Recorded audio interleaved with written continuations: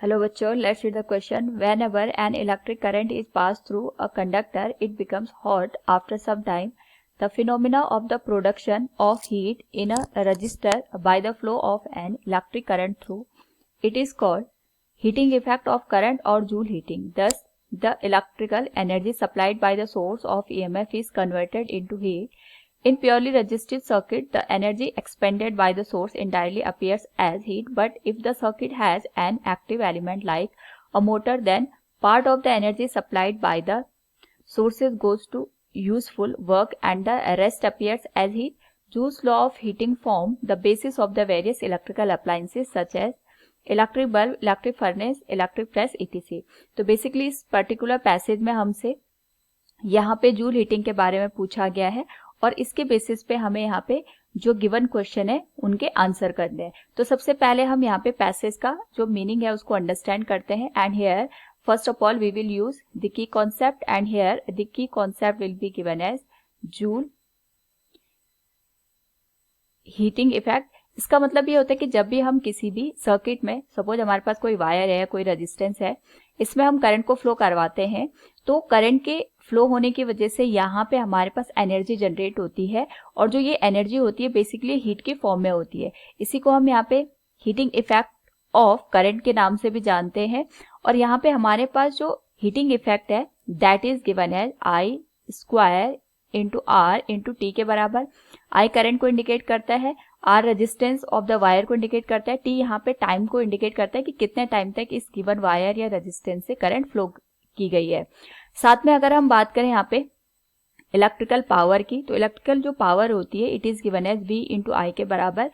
यहाँ पे ये जो एक्सप्रेशन है इसको हम दो और तरीके से यहाँ पे लिख सकते हैं। एक तो आ जाएगा आई स्क्वायर इंटू आर के बराबर, क्योंकि हमें पता है जो पावर होती है it is rate of doing a work होता है और हमारे पास जो हीटिंग इफेक्ट है या हमारे पास जो यहाँ पे एनर्जी का प्रोडक्शन हो रहा है, अगर हम उसको टाइम के रिस्पेक्ट में देखेंगे तो वो पावर के बराबर कंसिडर किया जाएगा and that will be given as I square into are.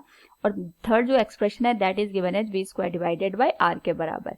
तो इस पर्टिकुलर हमारे पास पैसेज में यही यहाँ पे कहा गया है कि जो हमारे पास इलेक्ट्रिक करंट होती है इसके थ्रू हम यहाँ पे जो हीटिंग इफेक्ट है उसको जनरेट कर सकते हैं। तो इसी के बेसिस पे हम यहाँ पे जो क्वेश्चंस है उनका आंसर करेंगे। First question is given as which of the following is correct statement. It is given as heat produced in conductor is independent of the current flowing. B is given as heat produced in conductor varies inversely as the current flowing.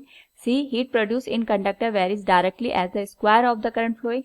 And D is given as heat produced in conductor varies inversely as the square of the current flowing. Now for this particular question we will also use key concept, and for this the key concept will be given as heating effect of current, जिसको हम यहाँ पे indicate कर सकते हैं I square into R into T से। तो question में हमने करेक्ट स्टेटमेंट देखना है। हम चारों स्टेटमेंट को एनालिसिस करते हैं। First is given as heat produce in conductor is independent of the current flowing. तो ये हमारे पास इनकरेक्ट हो जाएगा क्योंकि हमने यहाँ पे ऑलरेडी देखा है कि हमारे पास जो हीटिंग इफेक्ट है it is given as I square into R into T के बराबर। सेकंड दे रखा है heat produce in conductor varies inversely as the current flowing. It is also incorrect one. यहाँ पे हम देख सकते हैं हमारे पास जो हीटिंग इफेक्ट है वो करंट के इनवर्सली प्रोपोर्शन में ना होके स्क्वायर ऑफ द करंट के प्रोपोर्शन में यहाँ पे शो होती है। See is given as heat produce in conductor varies directly as the square of the current flowing. तो ये हमारे पास करेक्ट हो जाएगा। अगर हम रेजिस्टेंस और टाइम को कांस्टेंट कंसिडर कर लें तो जो हीटिंग इफेक्ट है that is directly proportional to the I square.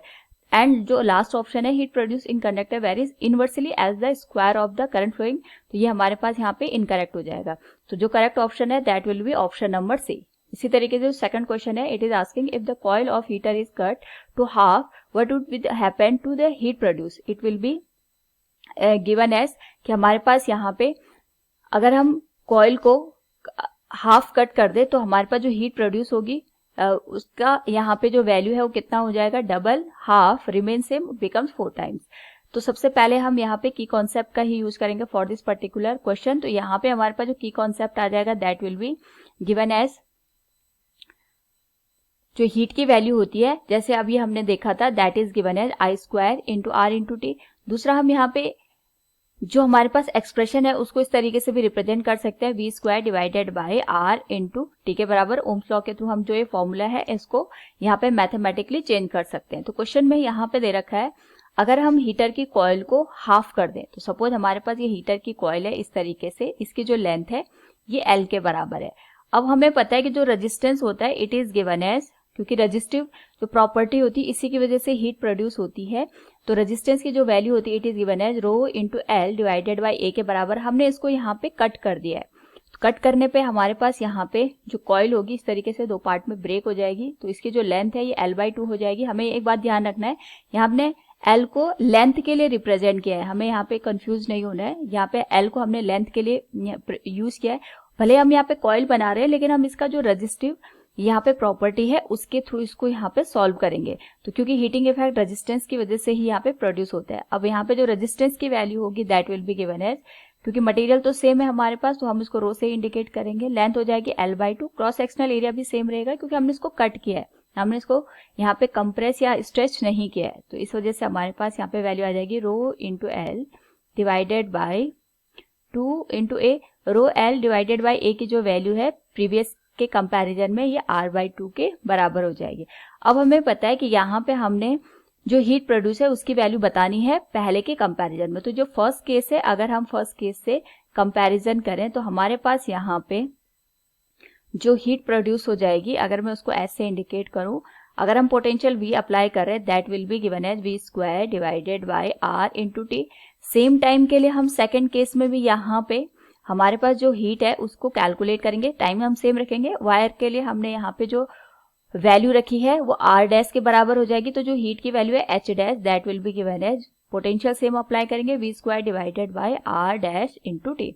और हमें पता है क्योंकि हमारे पास यहाँ पे R' की वैल्यू R/2 के बराबर हो जाएगी, this will be given as 2 into v² divided by r into T. और हमें पता है v² divided by r into T, ये जो वैल्यू है पहले के कंपैरिजन में इसकी जो वैल्यू है वो H के बराबर है, तो हमारे पास जो H की डैश की वैल्यू होगी वो H से 2 गुना हो जाएगी, यानी हमारे पास यहाँ पे जो वैल्यू है हीट की वो डबल हो जाएगी। So we can say option A is the right one. Last part में हमसे पूछा गया है, it is asking a 20 watt and 100 watt are joined in series connected to the mains, which bulb will glow brighter, or a rigid container with thermally insulated wall contains a coil of resistance 100 ohm carrying current 1 ampere. What is the change in its internal energy after 5 minutes? Now to answer both the question we will use here key concept. तो first part के लिए तो हम यहाँ पे same जैसे power का हम यूज करते हैं P equals v² divided by r, इसका यूज करेंगे। और साथ में देखेंगे हमारे पास जो सीरीज में इक्विवेलेंट रेजिस्टेंस की वैल्यू होती है R1 plus R2 plus R3 के बराबर होती है। और साथ में हमें ये ध्यान रखना है जब सीरीज में कॉम्बिनेशन होता है तो हमारे पास जो करंट की वैल्यू होती है हर एक रेजिस्टेंस के लिए ये सेम रहती है। नेक्स्ट यहाँ पे अगर हम बात करें सेकेंड पार्ट के लिए, तो इसमें हमसे पूछा गया what is the change in internal energy. तो इंटरनल एनर्जी हमारे पास यहाँ पे गिवन होती है del U equals N into R into del T के बराबर। टेम्परेचर का चेंज आता है जिस वजह से यहाँ पे अगर हम इसको कंपेयर करें कि हमारे पास जो इंटरनल एनर्जी है उसमें कितना चेंज आएगा फॉर 5 मिनट, तो इसके लिए हम यहाँ पे यूज करेंगे कि यहाँ पे करंट के थ्रू कितनी हीट प्रोड्यूस हुई है, उसी हीट की वजह से यहाँ पे हम इंटरनल एनर्जी का चेंज फाइंड आउट करेंगे। तो क्वेश्चन में फर्स्ट पार्ट में पूछा गया है 25 वॉट और 100 वॉट की जो हमारे पास यहाँ पे बल्ब है इनको हमने सीरीज में कनेक्ट किया है, विच बल्ब विल ग्लो ब्राइटर। तो सबसे पहले हम ये देखेंगे अगर हम यहाँ पे ये हमने 25 वॉट का जो बल्ब है उसको यूज किया है, ये हमारे पास यहाँ पे जो 100 वॉट का बल्ब है उसको हमने यूज किया है। सबसे पहले हम इन दोनों का रेजिस्टेंस फाइंड आउट करते हैं। इसका मैं R1 मान लेती हूँ रेजिस्टेंस, इसका R2। तो जो R1 की वैल्यू होगी अगर हम इसको फाइंड आउट करें, हम रेटेड वैल्यू यहाँ पे 220 वोल्ट मान सकते हैं, बट हम बेसिकली जो पोटेंशियल है दोनों के लिए सेम यूज करेंगे, इसको V के बराबर कंसिडर कर लेते हैं। दैट विल बी गिवन है, हमें पता है P इक्वल्स होता है v² डिवाइडेड बाई R। तो R1 की वैल्यू आ जाएगी यहाँ से v² डिवाइडेड बाई P1। तो पावर यहाँ पे हमारे पास पावर है 25 वॉट के बराबर, तो ये हमारे पास आ जाएगी क्वेश्चन नंबर 1। इसी तरीके से R2 की वैल्यू आ जाएगी v² डिवाइडेड बाई वैल्यू आ जाएगी हमारे पास यहाँ पे 100 के बराबर। This is equation number 2। अब हम दोनों को यहाँ पे सीरीज में कनेक्ट कर रहे हैं। सीरीज में हमें पता है कि जब हमने दोनों बल्ब को यहाँ पे कनेक्ट किया तो जो दोनों बल्ब के थ्रू करंट का अमाउंट होगा वो यहाँ पे हमें सेम देखने को मिलेगा। अगर करंट सेम होगी तो उस पर्टिकुलर केस में हमारे पास यहाँ पे पावर की जो वैल्यू होगी, हमें पता है पावर इज गिवन है I² इंटू R के बराबर। अब यहाँ पे क्योंकि करंट तो दोनों जो हमारे पास बल्ब है उनके थ्रू सेम यहाँ पे फ्लो कर रही है, तो हमारे पास एक ही फैक्टर आ गया जिसपे पावर यहाँ पे डिपेंड करती है, क्योंकि जिसमें पावर जितनी ज्यादा यहाँ पे कंज्यूम होगी वो उतना ब्राइट यहाँ पे दिखेगा हमें, यानी उसकी जो ग्लो होगी वो हमें ज्यादा यहाँ पे शो होगी। तो क्योंकि करंट तो सेम हो गया तो जो पावर है वो केवल डिपेंड करेगी रेजिस्टेंस के ऊपर। जितना ज्यादा रेजिस्टेंस होगा उतनी ज्यादा पावर होगी, और जितना ज्यादा पावर होगा हमारे पास जो ब्राइटनेस है वो हमें यहाँ पे उतनी ज्यादा देखने को मिलेगी। अब दोनों को कंपेयर करें, हमारे पास यहाँ पे R1 की वैल्यू दे रखी है V² डिवाइडेड बाई 25, R2 की वैल्यू दे रखी है V² डिवाइडेड बाई 100।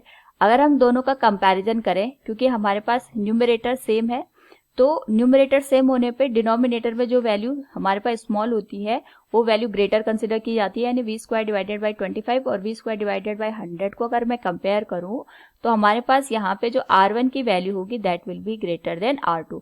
अगर R1 की वैल्यू ग्रेटर देन R2 आ गई तो P1 की वैल्यू ग्रेटर हो जाएगी P2 के कंपैरिजन में। सो वी कैन से हमारे पास यहाँ पे जो 25 वॉट का बल्ब है वो ज्यादा ब्राइट यहाँ पे हमें ग्लो करते हुए दिखेगा, यानी which bulb will glow brighter. So we can say 25 watt bulb will glow brighter, क्योंकि सीरीज में कनेक्ट है। नेक्स्ट हमसे पूछा गया, a rigid container with thermally insulated wall contains a coil of resistance 100 ohm carrying a current 1 ampere, what is the change in internal energy after 5 minute.